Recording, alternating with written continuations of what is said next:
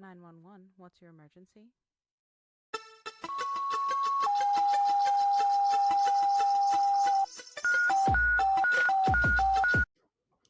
The following content is graphic, emotional, and includes dark humor that may not be suitable for all listeners. Discretion is advised. These stories are based on real-life EMS, military, and healthcare experiences. Calls are real, providers are real, names and details have been changed to protect privacy. They may be disturbing to some and are definitely inappropriate for HR department. Any medical or mental health discussion is personal experience, not protocol. Use your damn brain. Follow your local guidelines, and without doubt, call med control. If you're struggling, don't do it alone. Talk to someone, a coworker, a friend, a therapist, or hell, reach out to me. I'll answer. Need help right now? Text or call 988 or visit 988lifeline.org. All right, welcome back to Dispatched and Dysfunctional. Today's episode isn't about a call. It's not about PTSD. It's not about burnout. About something I've noticed for a while now. Something I think every one of us, whether you've been doing this for 6 months, 30 years, 10 years, we can all help to fix it. Not overnight, of course, but culture doesn't change overnight. But if enough of us decide we're going to do better, eventually the profession will get better. And honestly, that's exactly what EMS needs. That's why we're stagnant at the moment. We were all once new. So think back to your first shifts. Remember how nervous you were. This is about how we eat our young, pretty much, the new guys. So remember how nervous you were, again, checking your pockets every 5 minutes, wondering where everyone was, everything was, hoping nobody asked you a question in front of everyone else, wondering if today was the day everyone figured out you didn't know what the hell you were doing. Everyone else has been there. Every single one of us. Don't want to hear anyone say they haven't. And if we're being honest, some of us are still there. Hell, some of us second guess ourselves after 20 years, 30 years. I know I do it after 10. That's not weakness. That's because we actually give a shit and we care. Experience doesn't erase self-doubt. It changes it. It makes you better. It makes it makes you from a rookie to a FTO to a trainer to whatever. It stops the rookies from wondering, am I doing everything right? You know, the experienced providers always wonder, did I miss something? Did I do something wrong? The day we stop questioning ourselves is the day we stop growing. Honestly, it's the day you need to get the hell out of the field. There are two people learning, and here's something that we don't talk about enough. We always focus on the rookie, the new EMT, the new medic, the new advanced. But there are actually two people learning. We learn from them. They learn from us. The rookies are always wondering, am I asking the right questions? Am I asking too many questions? Am I annoying everyone? Am I getting the right answers? Am I ever going to be good enough to do this by myself? The answer to all that is yes. You don't ask what you don't know, because if you don't know it, you have to ask. And the thing is, we've all asked questions. We've all wondered, am I pissing these guys off? Am I doing something wrong? Is something I'm doing wrong? And they're all real. But here's the thing that we don't talk about. The experienced medics, the experienced EMTs who are training you are always wondering too, did I explain that to them right? Did I forget something important? Am I teaching them my bad habits? What if they ask me something I don't know? Or do I deserve to even be a teacher? And if you've ever asked yourself those questions, you're probably exactly the kind of person I want teaching me. Because you actually give a shit. You care because you understand what's at stake. That teaching isn't about knowing everything. It's about caring enough to keep learning it yourself. And sometimes the best answer you can give is, I don't know. Let's look it up together. Let's go talk to the FTO. Let's go talk to a supervisor. Let's go talk to a director, somebody. And again, that's not weakness. That's leadership. The school we go to teach the medicine. The field teaches the judgment. And school don't teach you everything. There's no way in hell it can. You spend months in EMT school. You spend a year, maybe two, becoming a paramedic, depending on the area of the program, and you pass every written exam. You pass every scenario. You get it in the bag, graduate with good grades. They give you the certificate, and you're ready to go. But you're not. You ain't fully prepared. Not because the school fails you, but because the school can't teach you the experience you need to know to understand what's going on. It can't recreate the 3 o'clock in the morning on the side of the road, pouring rain, or holding the baby in front of the mother and the father that's saying, I'm sorry, there's all we can do. It can't recreate the chaos of the scenes that changes you. Again, the school teaches the medicine, the field teaches the judgment. We, as experienced providers, know things they don't teach the newbies in school because we've learned lessons in the field no one can teach. Things a brand new provider may not even think could happen. We've learned scene safety isn't something you just check once. It's something you constantly check. We all know a scene can go from perfectly safe to, oh, hell no, we're leaving the fuck out of here in split seconds. We've learned the patient joking with you while you're loading them can suddenly stop talking, stop breathing, and now they're in cardiac arrest in their driveway and you need to start CPR. We've learned dispatch information is where the story starts, not necessarily where it ends, and not necessarily that it's true. Not a stab at y'all dispatchers, but sometimes y'all give us wrong information. Again, difficulty breathing becomes a cardiac arrest. A lift assist becomes a STEMI. We've all learned that the ambulances have personalities too. Sometimes the truck runs perfectly, and then you go get lunch, and the truck doesn't restart.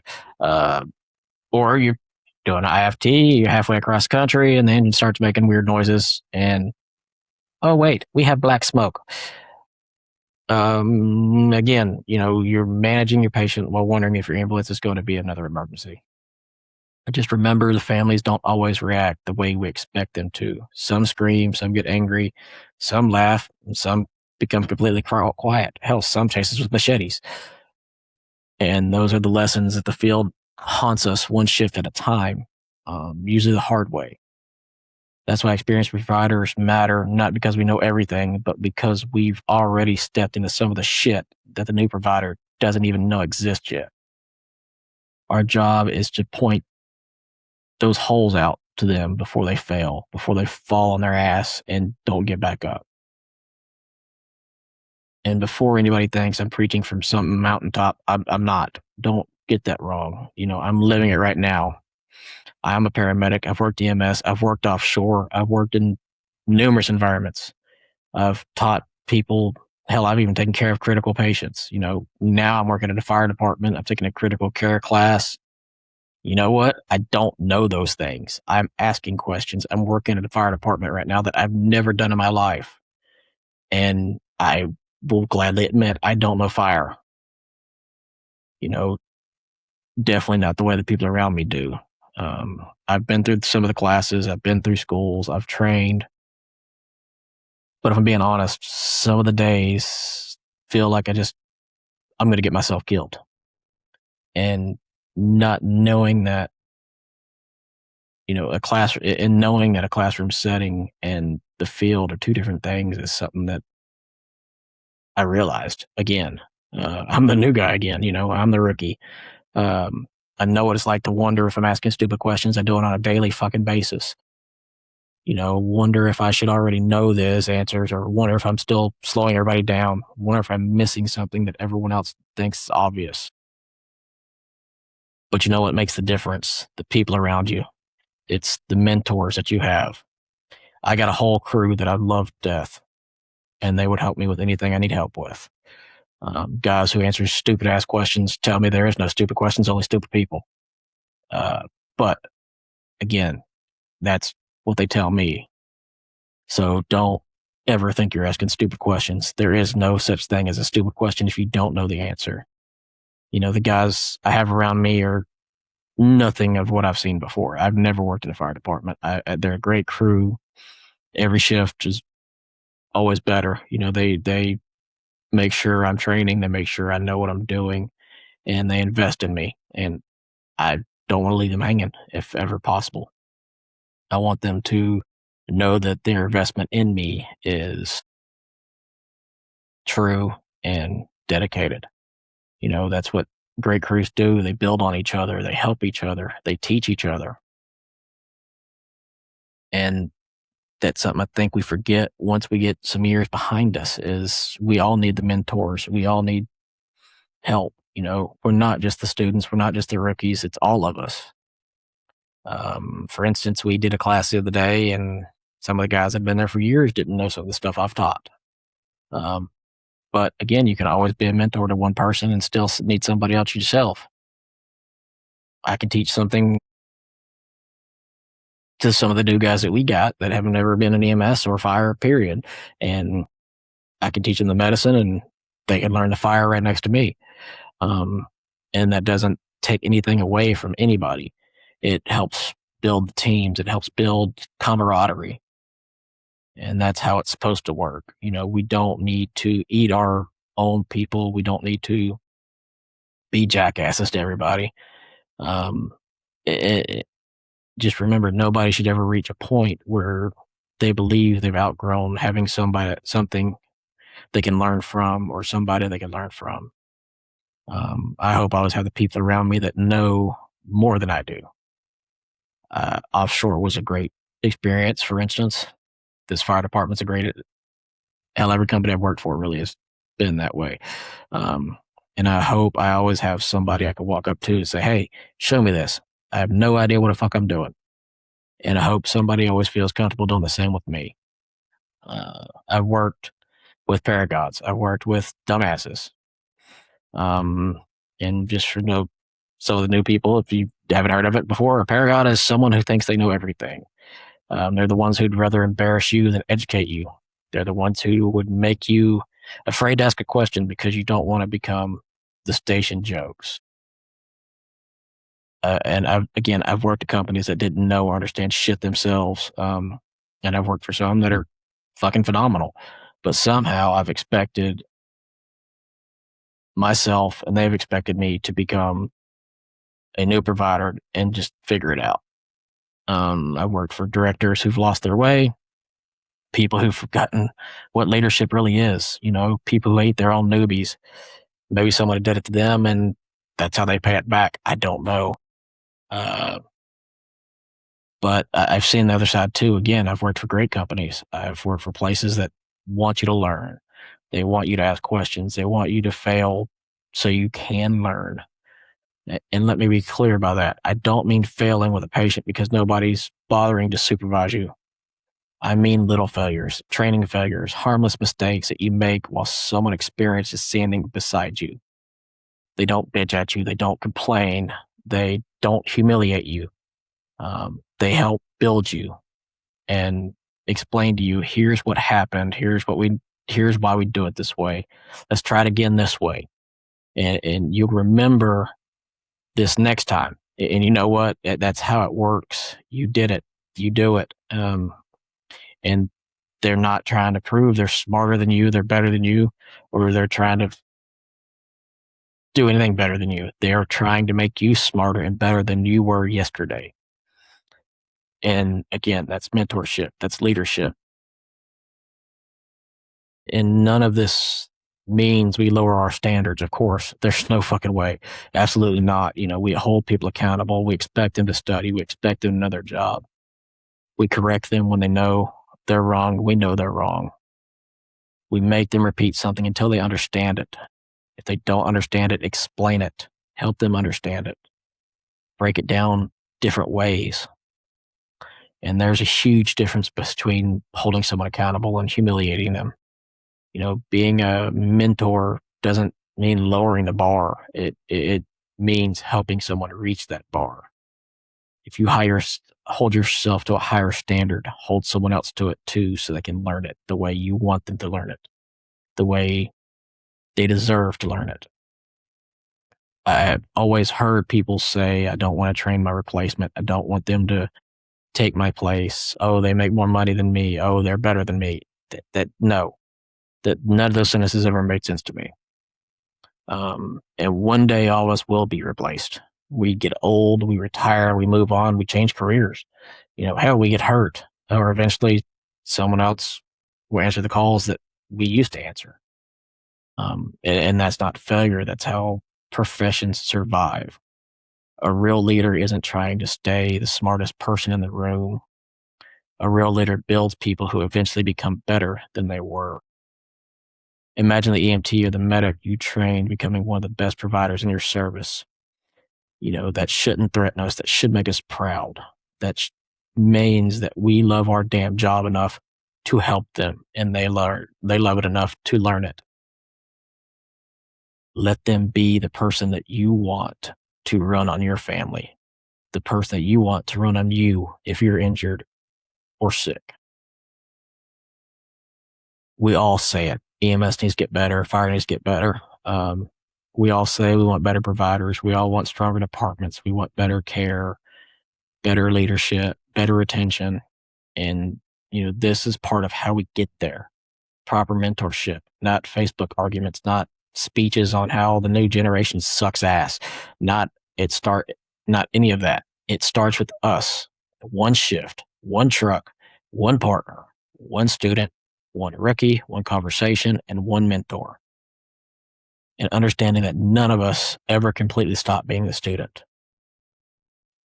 If you've been doing this 20 years, we need you. We need you to understand this. We don't just need your skills. We need your stories, your failures, your lessons. Pass them on. I've had people do it for me over the years, and it's been a phenomenal training ground. If you're brand new, keep asking the questions that you want to ask, that you think you need to ask. Don't ever apologize for wanting to learn, for wanting to know something that you have no idea or clue about. And if someone makes you feel stupid for asking a legitimate question, find another fucking mentor. They're out there. And if you're somewhere in the middle, maybe you're not the rookie anymore, but you're sure as hell don't know, like you feel you're an expert either. That's a great thing. Teach somebody what you know, then go find someone who will teach you what you don't know. And that's how this is supposed to work. At the end of the day, our patients don't care how many years we've been doing this shit. They don't care how many certifications we have. They care that the person walking through their doors knows what they're doing and knows enough to ask for help when they don't know what they're doing. That is our responsibility, not to protect our knowledge, but to pass it on. Because one day that rookie you're teaching might be the EMT or the medic standing over your wife, your husband, your parents, or your child, or hell, even you. I've had buddies that ran on me that I went to medical school with. And the firefighter teaching me today might be the person beside me when things go bad tomorrow. That changes the way I look at my mentorships. We aren't just training employees. We are building the people we're eventually going to have to trust with our own lives. So teach them. Let them ask questions. Let them fuck up. Correct them. Challenge them. And don't do it in front of others. If there's something that's messed up on scene, take it behind closed doors. There's no reason to berate people in front of others. Expect more of people. Expect more from them. Expect more from yourself. And when they become better than you, be proud of that shit. You did it. You made that person who they are. And that means that you're making this profession move forward. And just remember, there's always someone better out there. There's someone out there who's willing to help you learn, who's willing to help teach you the way that you want to be taught. Sorry, that was my rant for the day. I just had to get it out. This has been Dispatch Dysfunctional. If this episode made you think of somebody or something, send it to them. Thank the mentor who invested in you. I want to thank a few of them. I don't want to say their names, but thank you for all the ones who have invested in me. And then be some mentor that someone else needs. School teaches you the medicine, the field teaches you the judgment. Mentorship is how we pass both down to the next generations. If you want to connect with me, visit criticalrun.com. Hell, message me on the Dispatch Dysfunctional Facebook page. I am building this for us, for you, for them, for all of us. If you think it's too heavy to say it anyway. It beats a eulogy. You don't have to apologize for surviving however you can. You're not the reason things are heavy. You're the reason they're still moving. Need support right now? Reach out to me. Reach out to somebody. Text or call 988 or visit 988lifeline.org. You're not alone. Not in this job. Not in this fight. Want to share your story or connect? Visit critical-run.com or message the Facebook page, Dispatched and Dysfunctional. We're building this for you, for them, for all of us.